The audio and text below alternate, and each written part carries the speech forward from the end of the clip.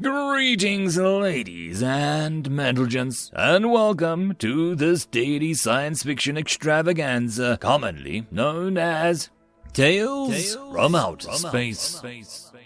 Taken from the subreddit HFY. All the relevant links will be down below. And, as always, I hope that you enjoy. And if you do, please consider supporting the channel. On to the science fiction. Story number 1. Püpers and Rainbows. Written by Altcipher.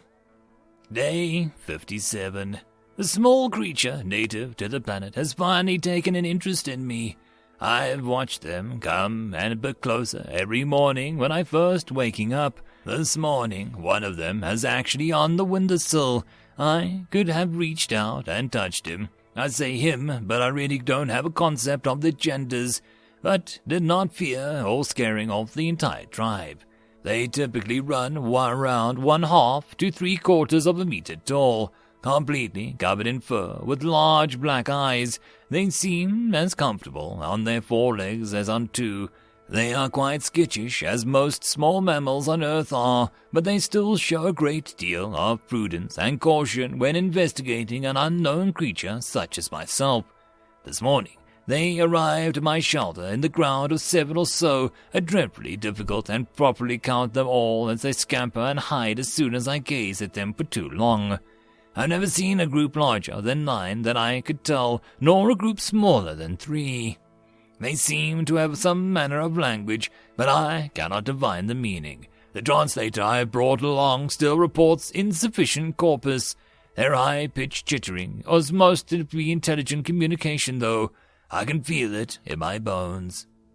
Day 96. I have been on this unexplored world for what I think is 3 months, but I must break myself of this Earth-based timekeeping. The days here run nearly 20% longer than on Earth, and there are 3 major satellites visible to the naked eye. Seems foolish to still use the term month in such a circumstance, but we are creatures of habit. I have decided to name the small mammals the Püpers.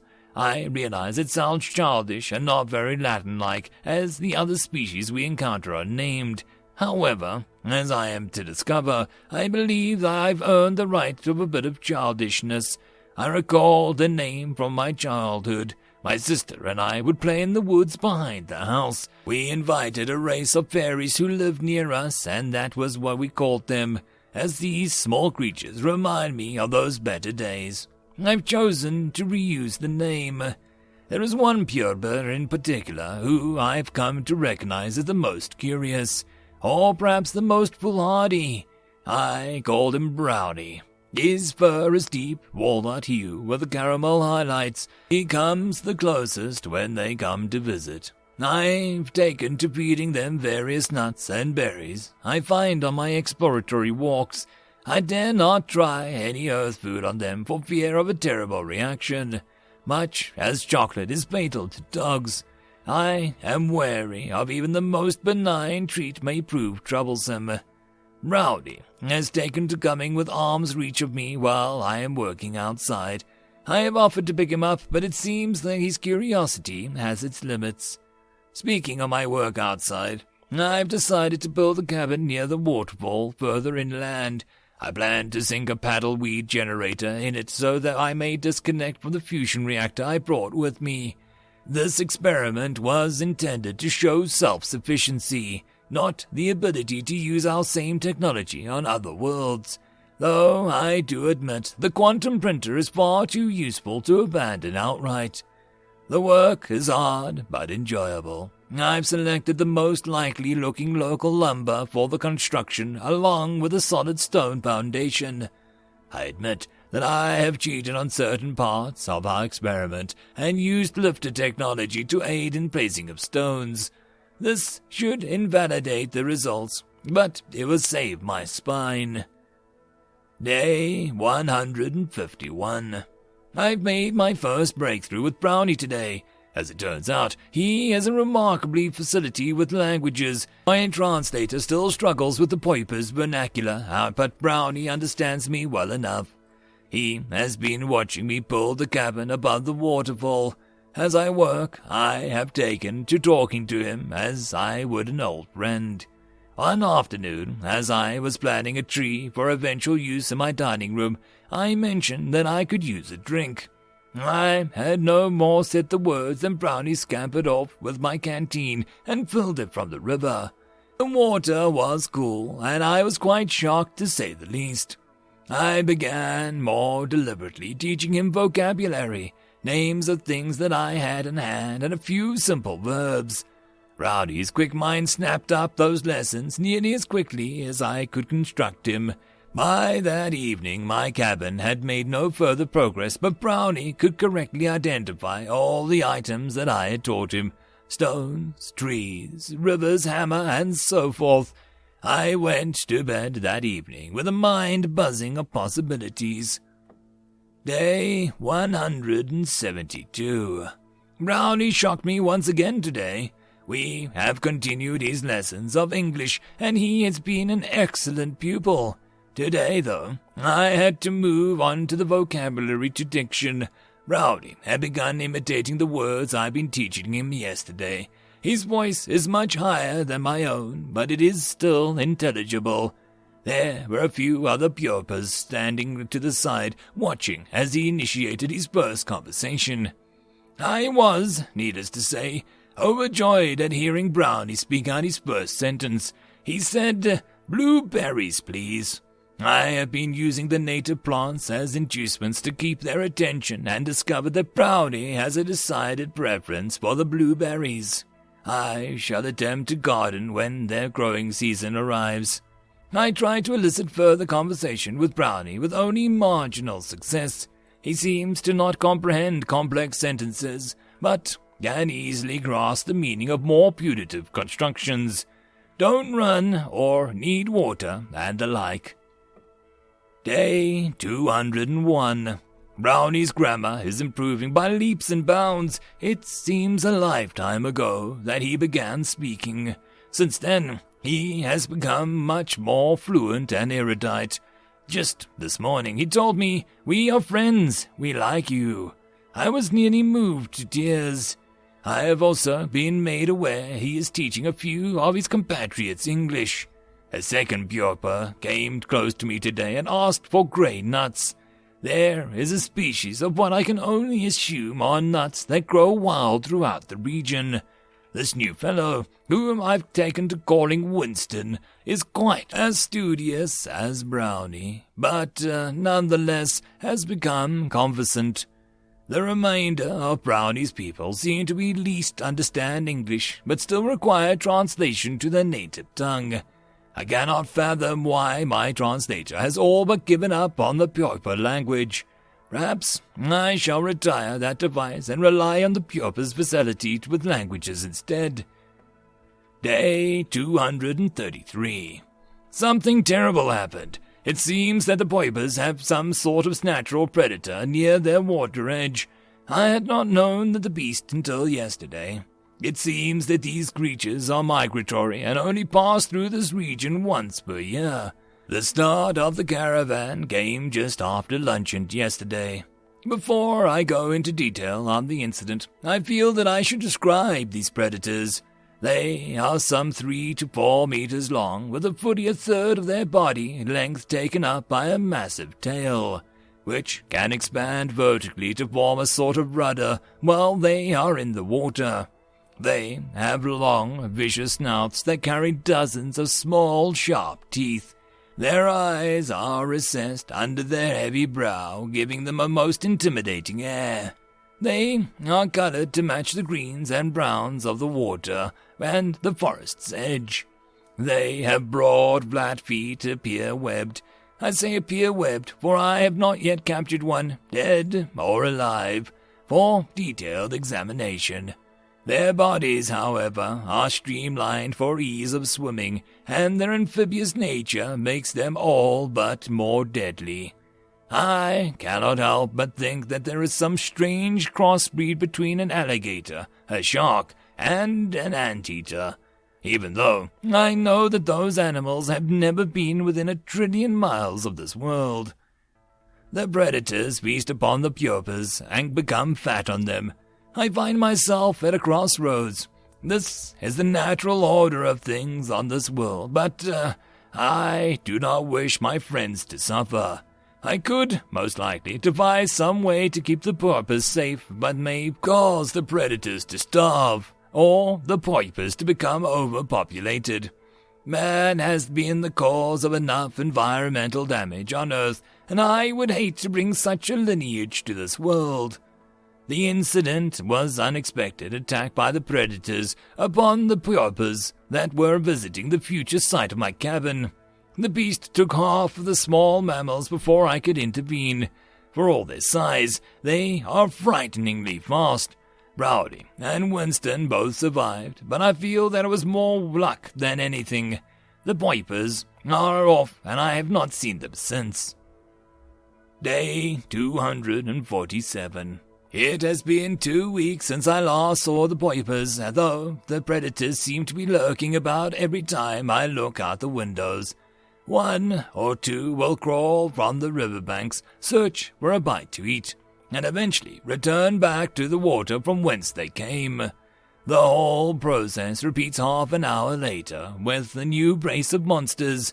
I am still deciding on the name of these creatures, as I feel I cannot simply continue to call them the beasts or predators.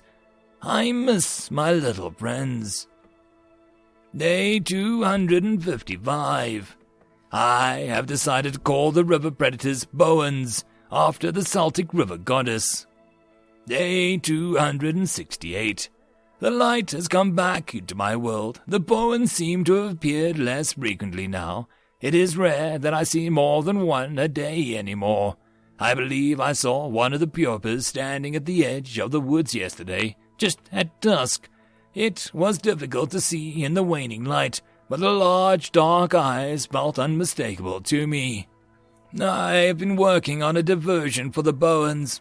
I believe that they are merely passing through this region and would not suffer too great should I deny them a repast at the shores.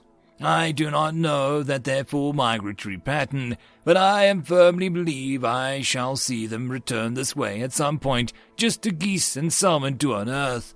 Though whether they are creatures make seasonal, annual, or decennial, or some other singular period migrations, I cannot say. However, I intend to be ready for them when they return. Day 274. The Püpers have returned and the Boans are no more. Rowdy tells me that they come down from the headwaters once a year and gorge themselves on Püpers. They never see the Boans return back upstream, so it appears I have sufficient time to enact my plan. I asked Brownie how the Boans survived the waterfall. He told me that they do not know and they see many Boan bodies washed up on the shore downstream. I shall investigate this further when the next Boans migrate past my cabin. For now, I am quite happy to have my friends back. The cabin is coming along nicely. I've erected a structure, and I am not working to move the last of the furniture in. The temporary shelter that I brought along served its purpose, but I am glad for the extra room. Brownie and Winston seem to approve of the new place and have been coming around more of late. Day 362. I have been remiss in my journaling. As I approach the first Earth year, though not the first local year, I find myself reminiscing. The first major news of import is that I had incorrectly gendered Brownie as male. I found my mistake when she had given birth to a litter of pups in my pantry. It was dark, cool, and safe, and I can see why she chose the spot. Winston, the proud father of a set of beautiful children, Brownie was hesitant to let me in for the first few days after the birth, but finally relented as the children opened their eyes. The second news item follows the first.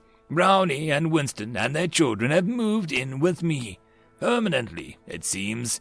I am glad for the company, but I find myself terrified of setting my foot down lest I injure one of the children. They are quite small and quicker than one would imagine. I considered belling them for a time, but could not convince Brownie. I have instead erected a small barrier to my room which should prove sufficient to keep the children out. The final bit of news is that I believe the Püpers could be brought up to a level of intelligence and civilization within a generation or two.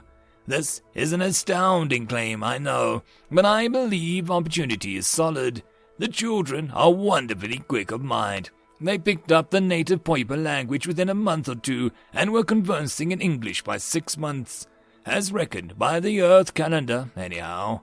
I have since been teaching them physics, chemistry, biology, mathematics, art, literature, astronomy, economics, philosophy, and other topics that I could fit into their fiery heads. They seem to have an intuitive grasp of languages, but require more diligent study of hard sciences. If they could be civilized, they would find vocation through known space as diplomats and translators, I am sure. Day 391. We have completed the Bowen defense system. Charlie, one of Bowen's offspring, offered several magnificent improvements over my design. Of all the children, he seems the most easily to take to the engineering disciplines. Day 627. The Bowens returned last night. All of the Püpers were either safely enclosed in my cabin or had hidden deep within the woods. Late at night, or perhaps early in the morning, depending on how you look at it, the alarm I set was the Bowen activity woke me from my slumber. I threw the master switch that lit up the river bank with a flood of light, and I saw the Bowen writhing in the muddy shore. We had installed a number of pylons out into the middle of the river. The installation had begun far upstream from us and gradually angled out to a deeper water. This would still allow the Bowens to pass, but would keep them safely away from my side of the river. The pylons were little more than shaved and sharpened tree trunks, but it served well enough to force the large debris and animals away from my cabin. We also entrenched a palisade upstream, as was where the pylon line reached the river bank. The Bowens would then be forced to either venture far deeper into the woods than we had ever seen, or they would be forced back into the water. It was quite an undertaking, and it took most of the year, but we were glad for it. Finally, the last line of defense was a wire mesh on the ground between my cabin and the river, extending many meters both upstream and down. We passed the word that the Püpers would stay away from my cabin and the river until the Bowen season had passed. We received little argument on that point. This night, however, found a single Bowen either too clever or too foolish for our simple guideline trees. He discovered the folly of his ways when his massive weight completed the circuit and electrocuted him on the riverbank. I watched through his final death throes under the brilliant lights that I had installed. I left the corpse of the Bowen where it fell for several days until I could no longer stand the stench. His body served to notice to all other Bowens that would think to intrude on my fiefdom. Beware! This is the river, for it brings naught but death.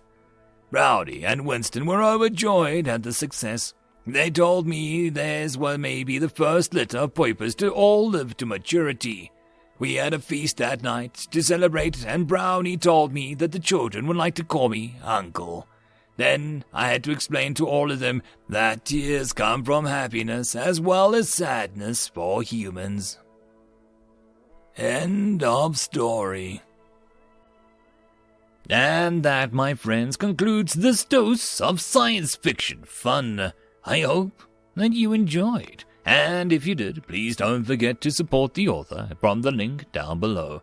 But if you want to support this channel, there are links as well down below for you to help with. But the easiest way would be to share this video, and if you are so inclined, subscribe as well. I will see you all in the next episode, and I hope that you all have a Fantastic time until then. Cheers.